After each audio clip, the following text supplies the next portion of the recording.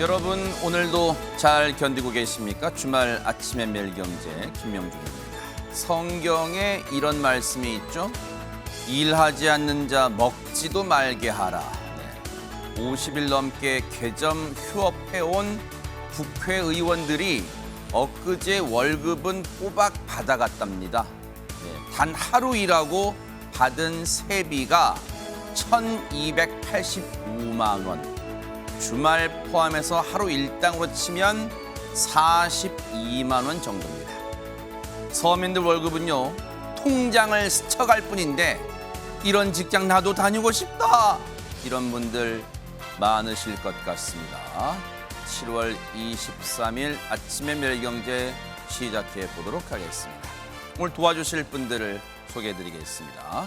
신경민 전 국회의원, 정미경 전 국회의원, 유영화 한국외국어대학교 초빙교수, 그리고 문인철 시사평론가, 이렇게 네 분과 함께합니다. 어서 오십시오. 네, 안녕하세요. 네, 여러분과 함께하는 주말 아침의 멸경제 첫 번째 기사부터 살펴보겠습니다. 아마 많은 분들이, 많은 국민들이 관심 있게 또 걱정하면서 지켜보셨을 사안입니다. 그 얘기 해보겠습니다. 동아일보 일면입니다. 대우조선 해양 하청업체의 파업 사태가 50일 만에, 일부 언론에서는 51일이다 뭐 하는데 어쨌든 50일 만에 타결이 됐습니다. 대우조선 8천억 손실 남긴 채 파업 매듭 지어졌다. 대우조선 협력사입니다. 하청업체로 불리기도 합니다만, 대우조선 협력사 노사 합의 내용, 임금 인상률 4.5%, 폐업 업체 고용 승계, 이것은 최우선 고용에 최대한 노력한다 정도로 합의했고요.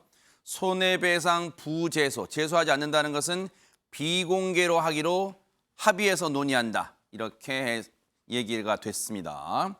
하청노사 50일 만에 협상 타결, 손배소는 앞서 말씀드렸죠. 공개 합의서에 포함 안 됐고 일단 비공개로 논의를 이어가기로 했습니다. 추가 소송 배제 계속 논의하기로, 정부는 위법 행위는 법대로 처리하겠다 이렇게 밝히고 있습니다.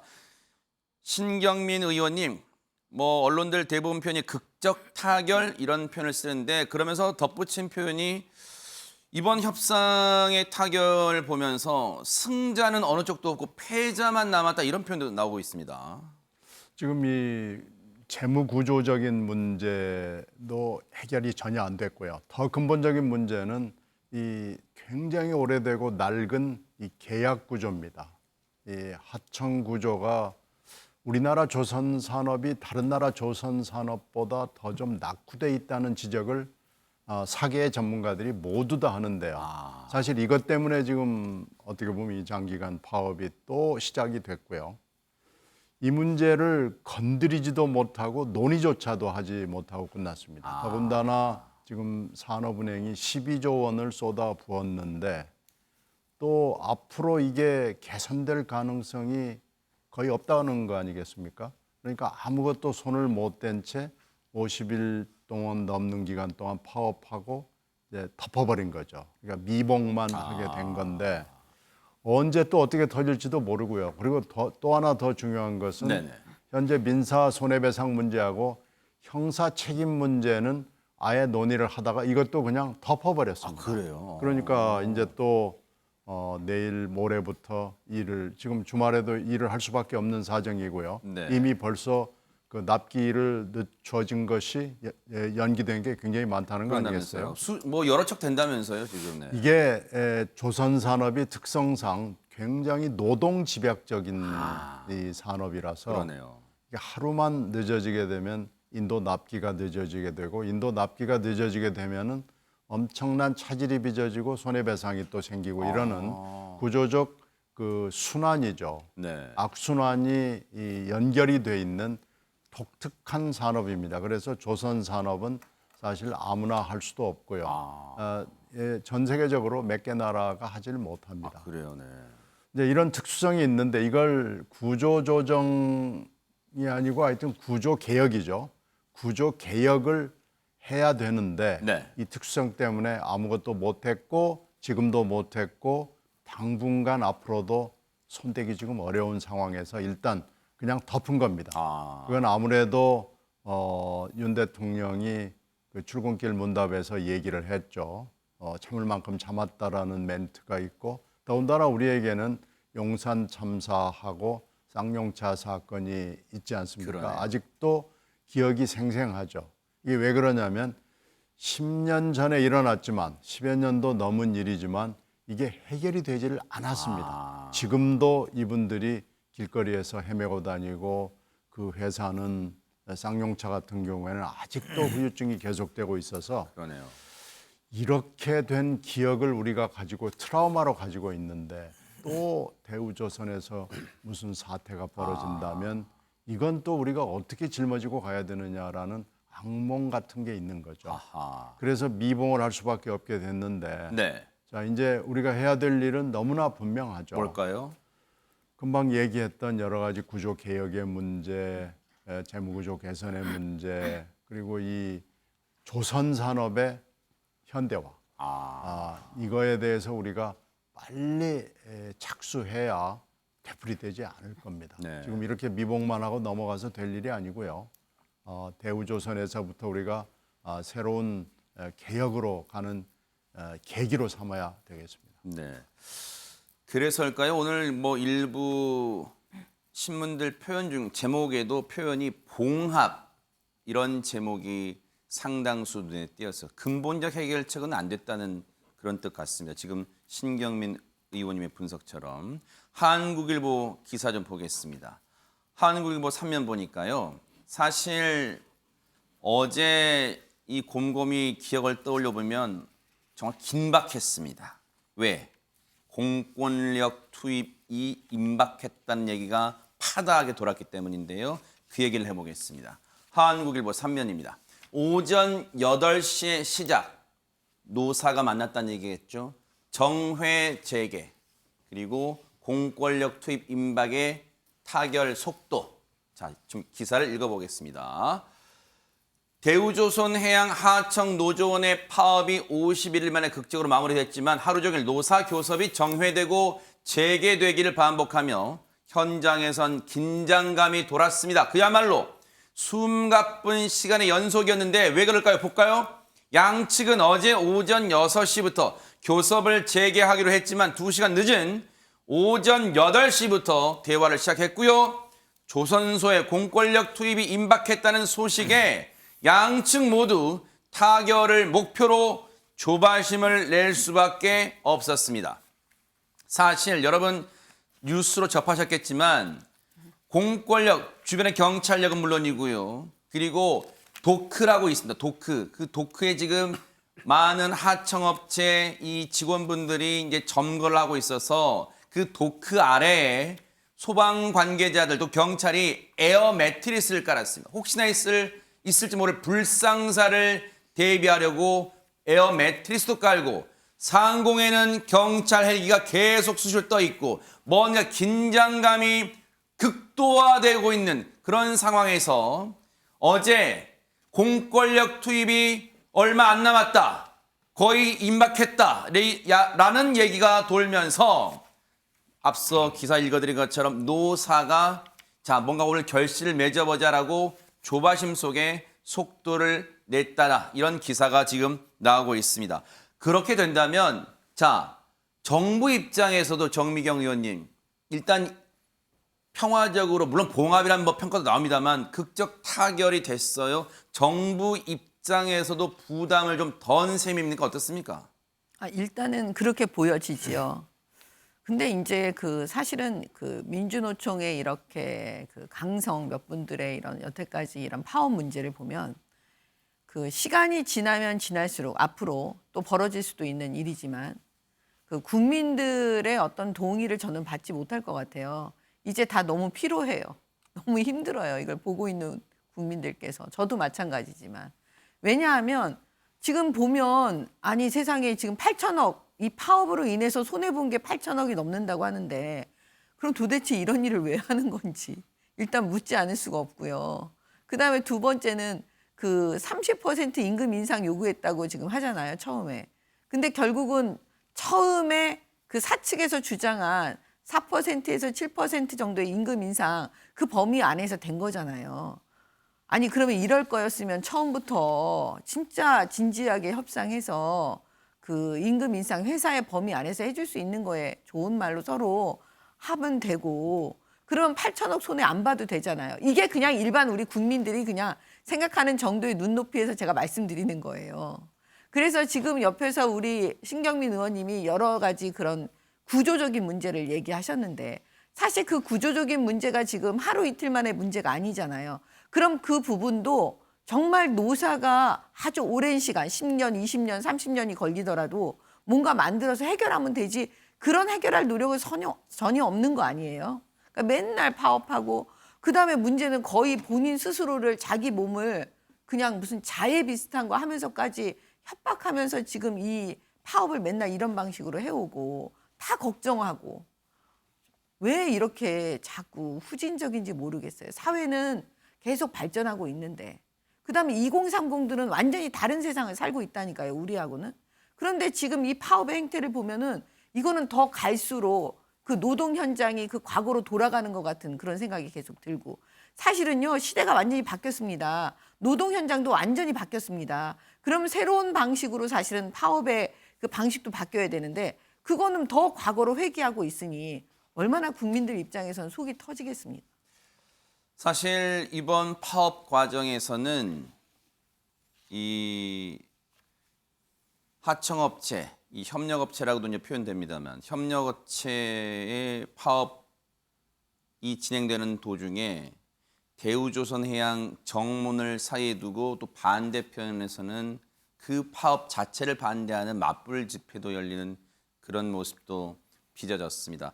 앞서 이제 이 협력업체 직원들이 이제 파업 이 문구를 보면 절박함이 느껴지는 문구들이 많습니다.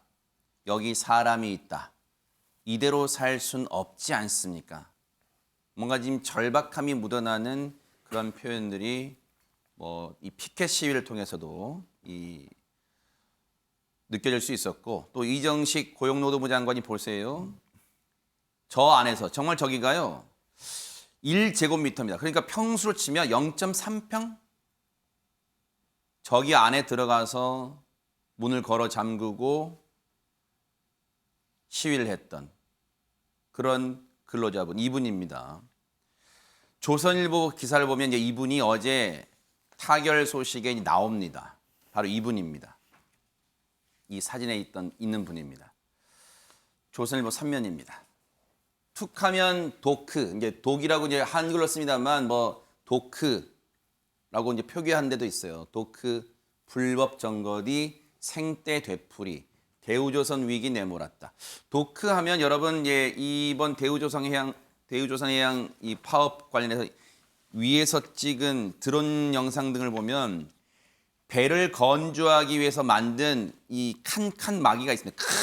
정말 규모가 큽니다. 그 도크, 그걸 도크라고 하는데 그걸 불법 점거 뒤 생떼를 부리는 걸 되풀이했다. 그게 바로 대우조선의 위기로 내몰았다 이렇게 분석을 하고 있어요. 노사 모두의 상처만 남겼다. 앞서 그랬죠. 그래서 일부 상당수 언론들이 이번에 승자는 없고 극적 타결에 승자는 없고 패자만 있다 이런 얘기를 하고 있고 사진 잠깐 볼게요.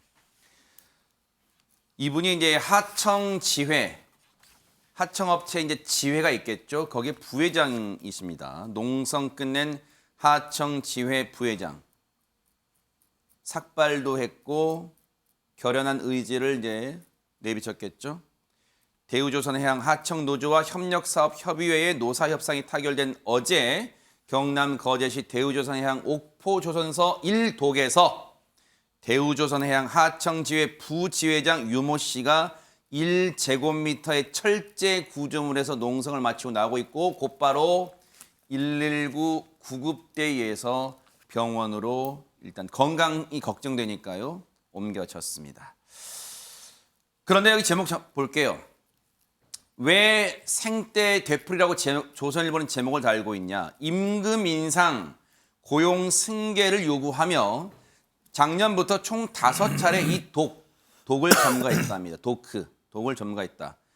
파업의 후유증은 한동안 지속될 듯하다. 왜? 앞서 신경민 의원님이 짚어주신 것처럼 이미 선박 11척 인도가 지연된 상태.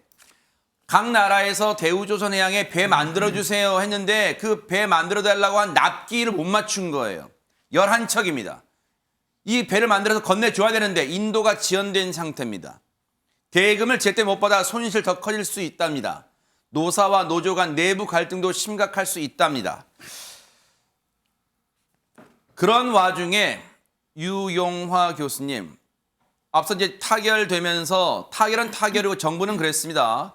이번 파업, 이번 불법 파업으로 간주를 하고 있고 정부는 파업 주동자에 대한 책임은 끝까지 묻겠다.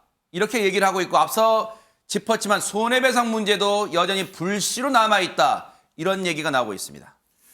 하여튼 타결이 됐으니까 그 문제 관련해서도 적절하게 협의를 통해서 할 거라고 생각합니다. 그런데 이 대우조선 위기가 마치 지금 하고 있는 그 하청업체의 노동자들 때문에 불러일으켰다. 그럼 과거에 우리 사례를 얘기 안 하는 것 같아요. 대우조선 기억하실 겁니다. 왜 대우조선 지금 산업은행에서 공적 자금이 투여되고 있는지. 네. 대우조선 해양은 과거에 분식회계 논란이 있었죠. 그래서 성과급잔치가 있었고 또 초호화 전세 비행기로 한 출장 논란도 있었고 통영항 검조 비리 논란도 있었고 사실상 대우조선 자체가 조선업계의 위기 속에서 어떻게 생존할 것이냐 이 문제가 결국은 안 되니까 우리 국민 세금인 산업은행에서 그걸 줬단 말이죠. 혈세가 많이 들어갔죠. 네네. 그것이 위기였던 것이죠. 그럼에도 불구하고 이들이 그것을 신경민 의원님 말씀하셨습니다만 공적 자금이 투여됐을 때 구조조정을 하든가 아니면 어떻게 경영혁신을 한다든가 어떻게 조선업계가 살아남을 것이냐 이런 부분보다도 지금의 이러한 그 하청 노동자들의 이런 파업 사태를 봤을 때는 그 부담을 하청업체하고 거의 노예계약이었지 않습니까? 그리고 거기에 또 하청업체에 있는 노동자들에게 전가된 겁니다. 이들이 살고 싶다 그러지 않았습니까? 언론 기사에도 나왔습니다만 약 250만 원 정도를 받으면서 그 위험한 강판 업무를 했다라는 거 아니에요. 상당히 위험한 고강도에. 그 속에서 정말 이 도크 안에 들어가서 죽기 아니면 살겠다 아니겠습니까? 저게 자해행위는 아니죠. 왜 자해행위를 저렇게 할 수 있는가? 이러한 구조적인 문제를 우리가 살펴봐야 되는 것이죠. 그것이 지금 우리나라의 산업 구조의 문제다라는 겁니까? 결국 정규직 노동자들은 어느 정도의 지금 노동조합도 있고 법의 보호를 받지만은 이런 하청 용역 노동자들, 비정규직 노동자들 이런 분들은 법의 보호를 못 받고 있으니까 이들이 이렇게까지 고공농성을 하고 난 죽겠다 노크 안에 들어가서 그러한 파업 행위를 했다라는 거 아니에요. 이것이 이제 알려지고 정부가 개입을 하고 그러다 보니까 처음에는 공권력 얘기하고 뭐 투입한다 그러다가 사회 여론이 워낙 안 좋으니까 이것이 타결됐다고 보여지는데 저는 앞으로 그 윤석열 정부에서 이런 일이 자주 일어날 수 있다라는 저는 위험스러운 안타까운 예견을 합니다. 그 이유는 글로벌 경제 위기 속에서 상당히 이제 우리나라의 산업 구조 조정할 테고요. 일자리 문제, 해고 문제가 악화될 테고 또 임금도 이제 더 내려갈 겁니다. 금리는 올라가고 물가는 뛰는데 살 수 없는 환경들이 조성될 것이고 많은 사람들이 직장에서 쫓겨날 거예요. 그리고 그 정가는 정규직보다도 비정규직 이런 하청 용역 노동자들에게 더 심하게 갈 것입니다. 이런 문제를 앞으로 어떻게 해결할 것이냐. 이런 부분에 대해서 윤석열 정부가 많이 고민을 해야 되고 고용노동부라든가 사회에서 이 문제에서 정치권 특히 국회에서도 먼발치로 봤잖아요. 나중에 뉴스 나오니까 뭐 제대로 국회에서 이거 뭐 정상화도 안 된 상황이지만 자기네끼리 뭐 합의하고 그러나 상임위 나눠 간다라고 정신만 없었잖아요. 자, 이런 문제를 우리 사회가 어떻게 해결할 것이냐는 문제. 저는 심각하게 이걸 받아들여야 되는 것이지 이것을 저렇게 뭐 툭하면 생떼다. 저런 지경에 한번 대보세요. 한번. 네. 저는 그런 말씀 드리고 싶습니다.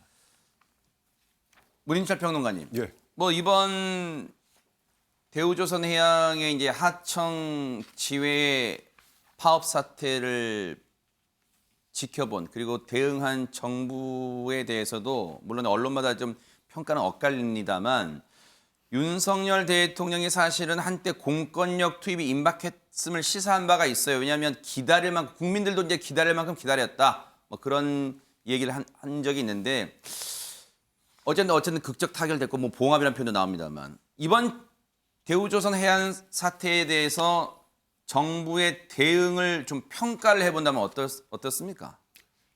타결이 된 것은 다행이지만 그렇게 높은 점수를 이렇게 매길 수는 제 개인적으로는 없을 것 같습니다. 다 아시다시피 대우조선은 거의 공기업이에요. 우리 국민 세금이 들어간 공기업입니다. 민간 기업이 아닙니다. 그런데 이들의 손실은 대우조선의 손실은 결국 국민들 세금을 갉아먹는 거거든요. 그래서 이제 뭐 여러 가지로 이제 심각한 상황이 되었는데요. 우리가 시장에서 작동을 제대로 못하고 정부가 개입할 수밖에 없는 상황이다.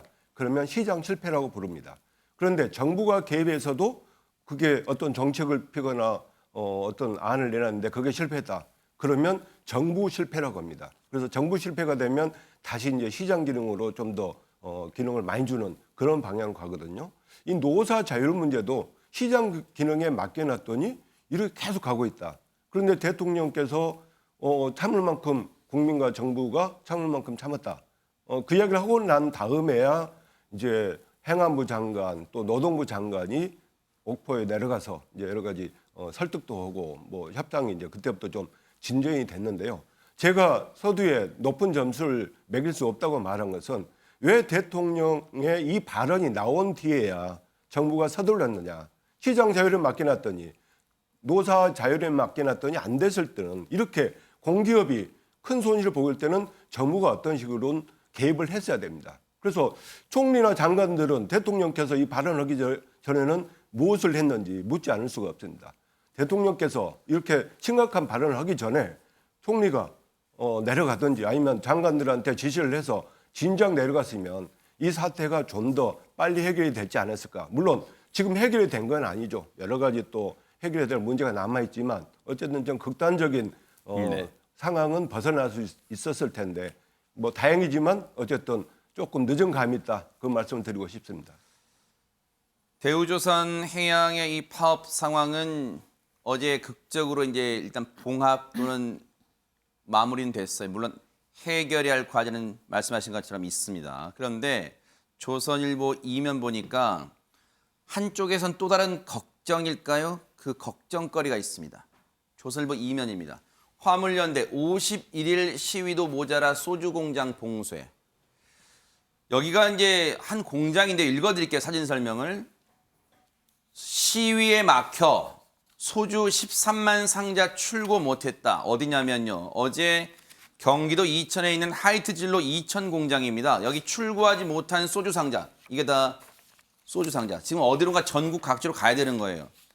이 소주 상자가 쌓여 있습니다. 민주노총 화물연대 봉쇄 시위 때문에 어제 공장 측이 출고하지 못한 소주 13만 상자가 쌓여 있는데 이 하이트 진로가 전국에 공급하는 하루 소주 물량의 40%에 이르는 규모랍니다. 이렇게 되면은 뭐 자영업 하시는 분들 또 도매상가 다 이제 타격이 있겠죠. 연쇄적으로. 하이트 진로 점거 집회 트럭으로 진입로 막고 있대요, 지금. 왜 어떤 요구를 하고 있냐? 운송료 30% 인상 요구하며 파업.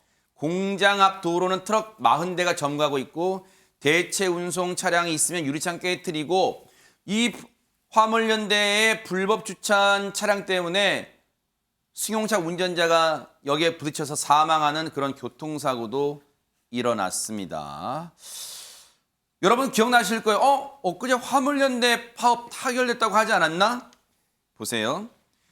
안전운임제 확대를 내건 화물연대 총파업은 지난 6월 14일 타결됐지만 그렇다면 왜 여전히 화물연대 파업하는 거예요? 이들은 그 뒤에도 운송 거부를 이어가며 하이트 진로의 소주 출고를 방해해 왔다. 그리고 앞서 이러한 상황을 요구하고 있다.